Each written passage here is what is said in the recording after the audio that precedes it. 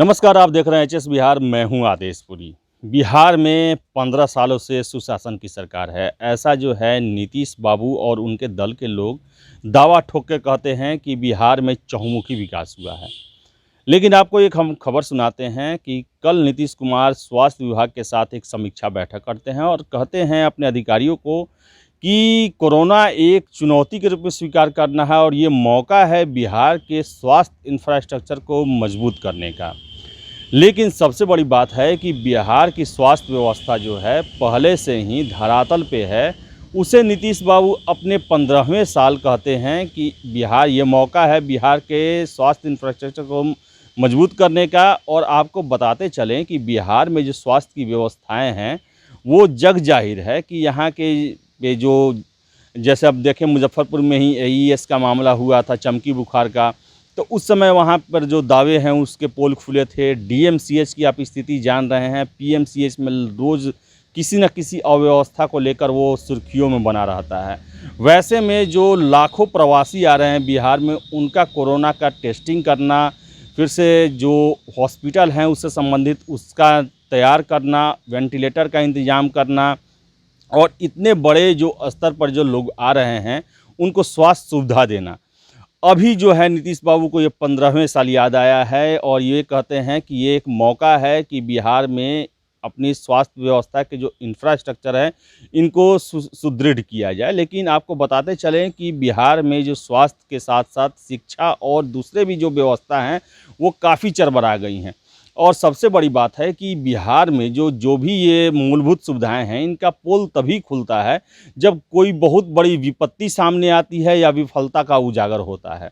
आपको बताते चले इससे पहले भी बिहार में जो हैं शिक्षा के क्षेत्र में ही हम देख लें तो इंटर घोटाला, मैट्रिक घोटाला, जहां पर पैसे का लेन देन करके कॉलेज खोले जाते थे और टॉपरों को बनाया जाता था।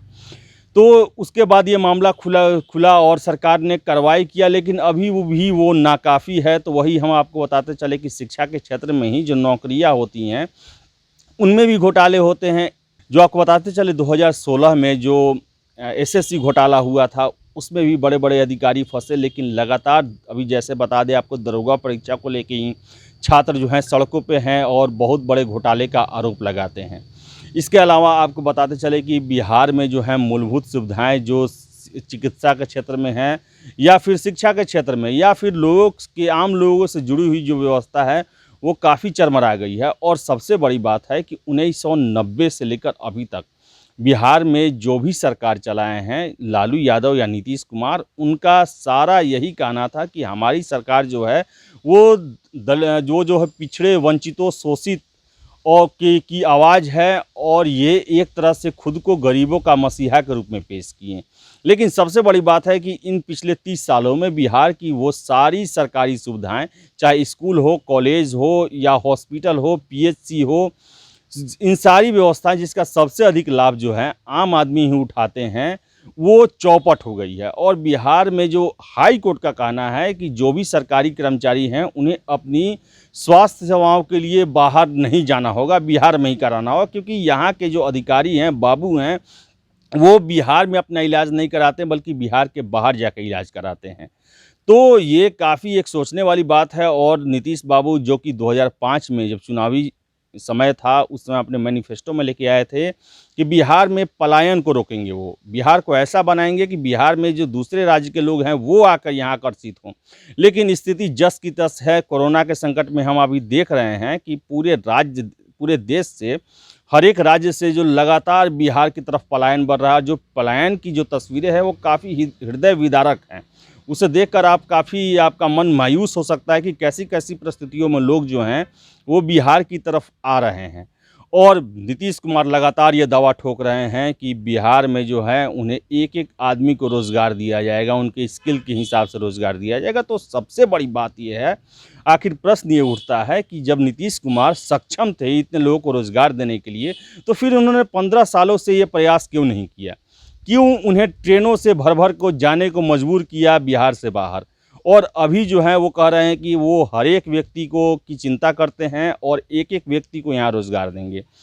और रोज़गार देंगे भी तो कैसे। जो विशेषज्ञ हैं उनका कहना है कि बिहार में जो है रोज़गार देने के क्षेत्र में कुछ काम नहीं हुआ है। एक भी इंडस्ट्री नहीं लगा, एक भी मैन्युफैक्चरिंग का जो कंपनी है वो नहीं लगा, या फिर जो कृषि जो यहाँ का मेन व्यवसाय है उसके क्षेत्र में कोई परिवर्तन नहीं किए गए, कोई भी जो है क्रांतिकारी चेंजेस नहीं आया। तो और बिहार जो है, जो खुद पहले से बिहारी रह रहे हैं, उनको रोज़गार देने में असक्षम है। ऐसे में बाहर से जो प्रवासी आए हैं उन्हें कैसे रोज़गार दिया जा रहा है।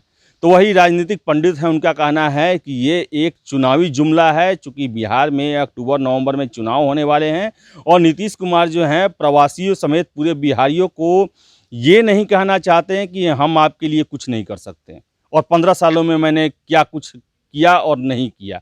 तो वो एक बोल रहे हैं, उन्हें दिलासा दिला रहे हैं, लेकिन जो ग्राउंड रियलिटी है वो इससे एकदम उलट है।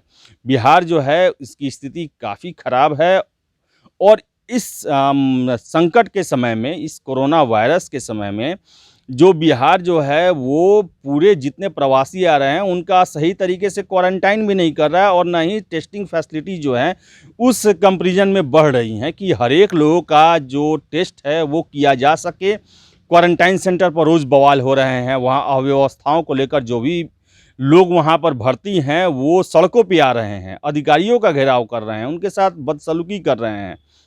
लेकिन इन सब के बावजूद सबसे बड़ा प्रश्न है, 2020 चुनावी साल है, तो ये सोचने वाली बात है कि पिछले 30 सालों से ये जो नेता हैं, जो कि खुद को सामाजिक न्याय का पैरोकार मानते हैं, गरीबों के मसीहा मानते हैं, लेकिन बिहार की स्थिति 1990 से भी खराब हुई है, क्योंकि 1990 से पहले बिहार की जो संस्थाएँ थी सरकारी, वो काफ़ी मजबूत थी, अच्छी स्थिति में थी और पलायन जो है उस समय उतना नहीं था। लेकिन जब से ये गरीबों के मसीहा का शासन शुरू हुआ बिहार में, तब से ही बिहार में पलायन हुआ और सरकारी व्यवस्थाएं जिस पर आम आदमी, गरीब, शोषित, वंचित सबसे ज़्यादा आश्रित होते हैं, उन्हें चौपट कर दिया गया, माफियाओं को बैठा दिया गया।